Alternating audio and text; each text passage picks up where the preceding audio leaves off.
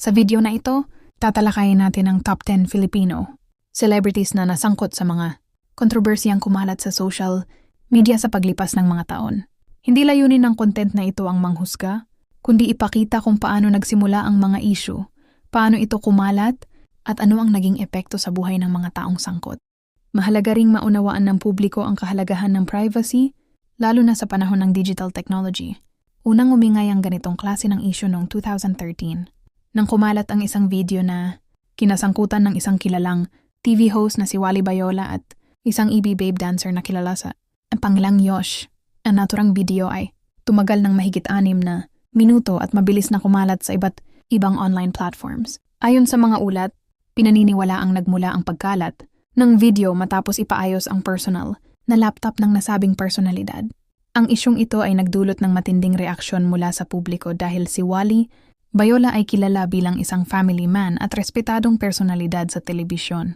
Kalaunan, lumantad ang kanyang asawa at inamin na pinatawad niya ang kanyang mister, bagay na umani ng halo-halong reaksyon mula sa netizens.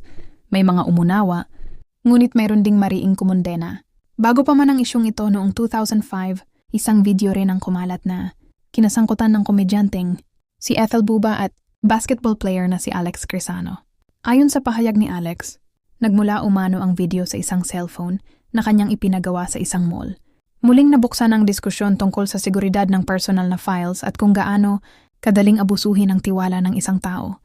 Makaraan ng ilang taon, muling nabuhay ang usapin ng leaked videos noong 2014 nang kumalat ang 2 video na iniuugnay sa aktor na si Paulo Bediones. Ang mga video ay sinasabing na i-record pa noong 2010 at lumabas lamang matapos ipaayos ang isang laptop. Mas lalong naging seryoso ang isyu ng mabunyag na may ransom email na humihingi, umano ng malaking halaga kapalit ng hindi paglabas ng video, isang malinaw na kaso ng pananakot at cybercrime. Bagamat hindi agad nagbigay ng pahayag si Paulo tungkol sa detalye ng video, naging malinaw sa publiko na ang insidente ay isang paalala kung paanong ang pribadong sandali ay maaring gamitin laban sa isang tao kapag napunta sa maling kamay ang teknolohiya. Noong 2018, isa sa mga pinakanaging kontrobersyal na pangalan ay si Luisa Andalio, dating Pinoy Big Brother housemate at rising young actress Noon. Kumalat online ang isang video na iniuugnay sa kanya, dahilan upang agad siyang pag-usapan sa social media. Sa kabila ng matinding ingay, pinili ni Luisa na manahimik at hindi maglabas ng opisyal na pahayag tungkol sa issue. Para sa ilan, ang kanyang pananahimik ay naging paraan ng pagprotekta sa sarili, habang para naman sa iba ay naging dahilan ng mas maraming spekulasyon. Kasunod nito ay ang issue ni na Mystica at Kid Lopez noong 2013. Isang video ang kumalat online na agad.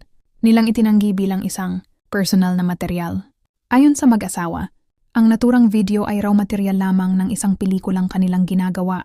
Gayunpaman, nahirapan pa rin silang pigilan ang pagkalat nito at ang negatibong reaksyon ng publiko. Ipinakita ng kasong ito kung gaano kahirap kontrolin ang naratibo kapag ang isang bagay ay napunta na sa kamay ng internet. Isa pang pangalan na madalas banggitin sa ganitong usapin ay si Crisilda Vox. 4 na video, umano ang kumalat online na inamin niyang siya ang nasa loob. Hindi niya itinanggi ang katotohanan, ngunit sa halip ay pinili niyang mag-move forward at magbago ng direksyon sa buhay. Makalipas ang ilang taon, tuluyan na siyang lumayo sa mainstream media at mas piniling mamuhay ng pribado. Ang kanyang kwento ay patunay na may buhay pa rin pagkatapos ng kontrobersya kahit gaano pa ito kabigat. Noong 2015, isa sa mga pinaka-nakapukaw ng damdamin ng publiko ay ang isyong kinasangkutan ng batang aktres na si Andrea Brillantes. Isang video ang kumalat na agad niyang itinanggi.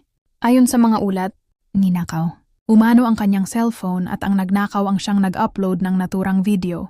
Dahil minor de edad pa siya noon, mas naging sensitibo ang usapin at mas maring kinondena ng publiko ang paglabag sa kanyang privacy.